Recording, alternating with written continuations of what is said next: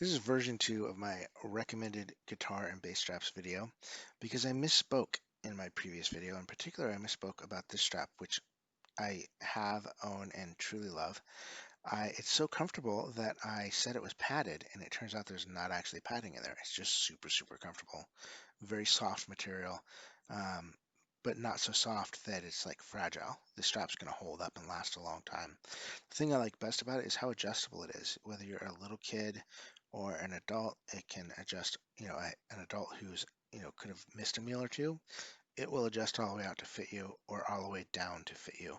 And in my case, with room to spare, which I love, and not all straps fit me. So that is something, to keep in mind. Definitely before you hook it onto your bass, sort of, test it out, hang it over your shoulders, make sure, you think you can have enough room, because the second you start pulling it on and off those strap buttons, um, you start to damage the ends here where it slips over, and then it won't be returnable if you damage it too much. This is a competitor's product from a company that I truly love, Ernie Ball. I love all of their products. I have yet to find something I dislike of theirs. Um, these are shown in this jaggered weave style. They also include a camo one and a checkered one in there. They come in solid colors, uh, very versatile, very nice. Not quite, in general, not always as soft as the Fender one that I showed you. So it's just sort of preference. Um, but I like them both. I own them both. In fact, I own two of these. I'll show you the two that I own just because we're here. I own this one here, which I had on a mahogany U bass. And I own this one here that I have on a bright, sexy red violin bass. And of course, I have the other Fender strap on my Fender Road Worn. This is a strap that is very difficult to find right now. I don't believe it's in current production. You may still find them in your guitar stores. I own at least four of these in various textures, some kind of smooth, others like snakeskin style, but black. And I also own one that has a bunch of rivets going down it that I thought was going to be a risky proposition and might damage the finish of my bass. Doesn't scratch up my bass. Not only that, it's comfortable, which I didn't think rivets would be comfortable.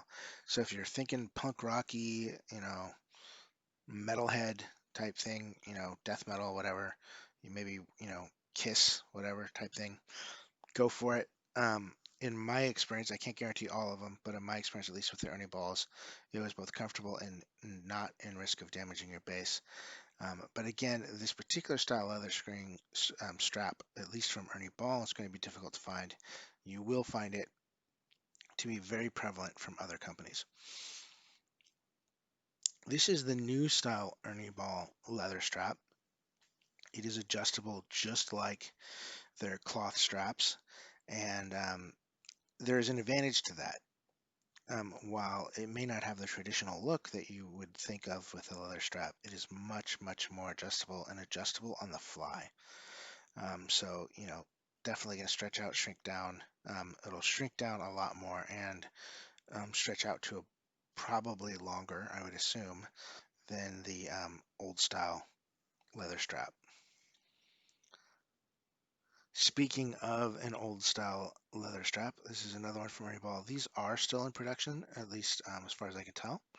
And they are interesting in that they have padding. So if you have, the Music Man Stingrays can be on the heavy side. So if you're gigging and standing up and bouncing around and dancing, a little extra padding would be helpful.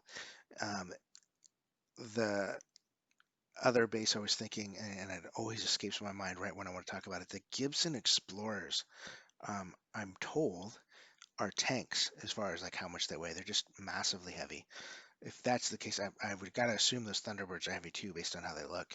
If your bass is on the heavy side and your shoulder is starting to hurt from your strap, something like this is definitely an option. It's got a very, very traditional look too. But I worry about the white padding, and I've never seen it in a darker padding. So something to consider, so they might get dirty, and it's not like you throw it in a washing machine. It's leather; it would smell gross afterwards. Perry's is an example of a leather strap that, if I can remember correctly, this one and the Planet Waves one, which is D'Angelo, I believe, those two brands of straps were a little short for me. Now, I could be wrong. I might be confusing the two, but one of the two ends up entirely too short for me. And I'm sorry that I can't tell you which one.